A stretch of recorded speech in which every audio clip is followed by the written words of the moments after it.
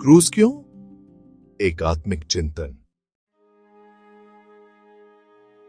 एक समय था जब संसार में दुख सबसे जोर से बोलता था। अन्याय, पीड़ा, विश्वासघात, अकेलापन, सब कुछ मनुष्य के जीवन पर भारी था। मनुष्य जीना तो सीख गया था, पर चंगाई पाना भूल चुका था। बाइबल हमें सिखाती है कि पाप केवल गलत काम नहीं है, पाप एक टूटन है, मनुष्य और परमेश्वर के बीच टूटा हुआ संबंध, ऐसी दूरी जिसे मनुष्य अपने प्रयासों से पार नहीं कर सकता था। इसलिए परमेश्वर ने कोई संदेश नहीं भेजा, कोई नियम नहीं भेजा, कोई स्वर्गदूत नहीं भेजा। वह स्वयं आया। यीशु मसीह के रूप में परमेश्वर मनुष्य बना, राजा बनकर नहीं, योद्धा बनकर नहीं, बल्कि एक साधारण कमजोर मनुष्य बनकर। उसने हमारे रास्तों पर चलना सीखा। उसने भूख जानी, अस्वीकार जाना, आंसू बहाए और गहराई से प्रेम किया थी। लेकिन यीशु का जीवन ही उसकी पूरी योजना नहीं था, क्योंकि सच्चा प्रेम अंत में बलिदान की मांग करता है। क्रूस कोई दुर्घटना नहीं था, वह यीशु की हार नहीं थी और न ही परमेश्वर की क्रूरता। यीशु स्वयं कहते हैं, कोई मेरा प्राण मुझसे नहीं लेता, मैं उसे स्वयं देता हूं। क्रूस एक मजबूरी नहीं था, वह प्रेम का निर्णय था। पर प्रश्न उठता है, यह सब क्यों आवश्यक था? क्योंकि मनुष्य को केवल क्षमा नहीं चाहिए थी, मनुष्य को चंगाई चाहिए थी। स्वर्ग से बोला गया, क्षमा वचन दोष तो मिटा सकता था, पर मनुष्य के दुख को छू नहीं सकता था। इसलिए परमेश्वर ने दुख में प्रवेश किया। क्रूस पर यीशु ने वह सब अपने ऊपर लिया जो मनुष्य हर दिन झेलता है।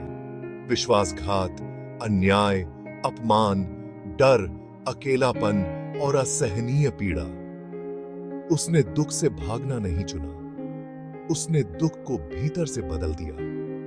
क्रूस हमें बताता है कि परमेश्वर दूर बैठा देखने वाला नहीं है, वह हमारे अंधकार में उपस्थित है। उस समय क्रूस पर चढ़ाया जाना सबसे अपमानजनक मृत्यु मानी जाती थी।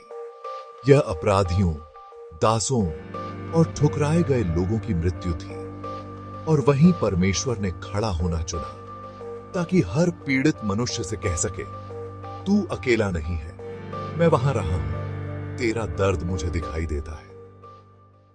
तू। कैथोलिक विश्वास यह नहीं सिखाता कि पिता ने पुत्र को दंड दिया। हम यह मानते हैं कि पिता और पुत्र एक ही प्रेम में जुड़े थे। यह रक्त की मांग नहीं थी, यह आत्मदान था। परमेश्वर ने कुछ लिया नहीं, उसने स्वयं को दे दिया। इसीलिए हम दुख की पूजा नहीं करते, हम उस प्रेम की आराधना करते हैं जो हमें कभी छोड़ता नहीं। क्रूस अंत नहीं था, क्योंकि जो प्रेम मृत्यु से भी बड़ा है, वह कब्र में बंद नहीं रह सकता। पुनरुत्थान क्रूस का उत्तर है।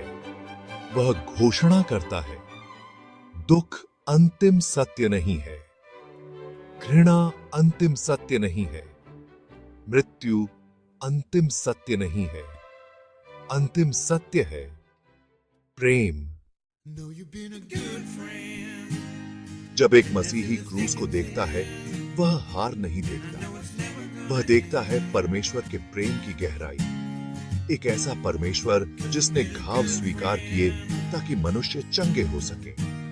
एक इसका सा परमेश्वर जिसने क्रूस को चुना ताकि कोई भी मानव पीड़ा कभी व्यर्थ न रहे। और इसी कारण यीशु का क्रूस महत्वपूर्ण है।